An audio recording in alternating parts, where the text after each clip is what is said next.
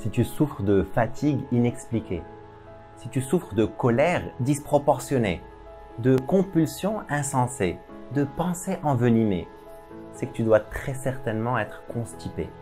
Constipé émotionnellement. Il y a beaucoup de choses que tu gardes à l'intérieur, que tu refoules, que tu ne t'autorises pas à laisser sortir. Et c'est ce qui provoque tous ces symptômes. Imagine, tu fais la même chose avec ce que tu manges. Tu ne laisses pas sortir les excréments. Tu ne serais pas étonné d'avoir des ballonnements, des gaz, des douleurs au ventre. Tu ne serais pas étonné d'avoir des fuites au mauvais moment et au mauvais endroit. Tu ne serais pas étonné de ne plus avoir d'appétit. C'est pareil pour ta dimension émotionnelle et spirituelle. Tout ce que tu ne laisses pas sortir va avoir des conséquences. Tu vas te sentir mal, agité, anxieux. Dès que tu es soumis à un peu de pression, tu vas réagir de façon compulsive et tu vas déverser ton mal-être sur ton entourage. Bien sûr, tu ne vas plus avoir d'appétit pour la vie. C'est normal, tu es crispé. Tu vas me dire, très bien Allel. Et comment je fais pour soigner ma constipation? C'est simple, il suffit d'un retour à soi. Et pour ça, il te faut du silence, de la solitude et de la contemplation. Quand tu prends le temps de te connecter à toi-même, quand tu prends le temps de rejoindre cet espace de pleine conscience qui est en toi et que simplement tu t'écoutes, naturellement des choses vont remonter. Des images, des sensations, des pensées, des émotions. Tu n'as rien à faire d'autre que de les accueillir et de leur permettre de s'exprimer pour se libérer. Tu n'as pas à les comprendre, tu n'as pas à les analyser, tu n'as pas à les décortiquer, tu as simplement à laisser faire. De la même manière que quand tu vas aux toilettes, évacuer le dîner de la veille. Tu ne décortiques pas ce qui sort, tu laisses sortir. Et quand tu sens que c'est fini, tu tires la chasse et tu te sens soulagé, plus léger, plus joyeux. C'est la même chose pour ces énergies et ces émotions que tu as refoulées.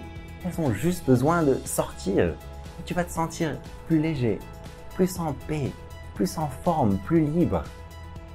La difficulté, c'est qu'on n'a pas l'habitude de cette hygiène spirituelle. Et quand les choses remontent, en général, on prend peur et très vite, on se referme et on ne leur permet jamais de sortir complètement. Et on passe notre vie constipé, sans jamais goûter à cette légèreté de vivre. Chaque jour, prends du temps en solitude et en silence pour retourner ton regard vers l'intérieur. Tu n'as rien à faire d'autre que d'être là pour toi. Le nettoyage s'opère de manière naturelle. Tu as juste à laisser les choses faire. Je t'encourage à vivre une vie extraordinaire.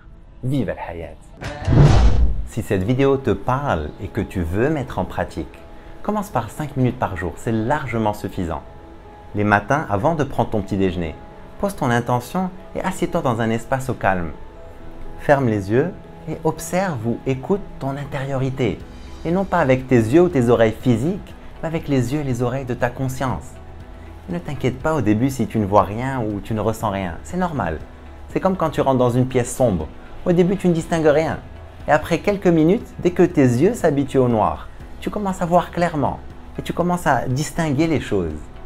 C'est la même chose pour ton monde intérieur. Tu vas voir que très vite, tu vas développer une sensibilité toute nouvelle et tes symptômes vont s'adoucir, voire disparaître. Si tu veux accélérer ou stimuler le process, tu peux aussi te servir de ta respiration. Je t'ai suggéré 5 minutes pour commencer.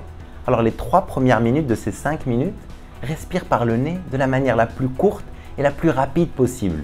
Un peu comme ça. Et encore une fois, n'aie pas peur de ce qui remonte. Juste autorise-toi à accueillir en pleine conscience. Si tu sens que ce qui se réveille en toi te déborde ou te dépasse, n'hésite pas à contacter un de nos professionnels. Ils se feront un plaisir de t'accompagner. De la même manière que tu soignes au quotidien ton hygiène physique, assure-toi de soigner au quotidien ton hygiène émotionnelle et spirituelle. Je t'encourage à vivre une vie extraordinaire. Vive al-Hayat!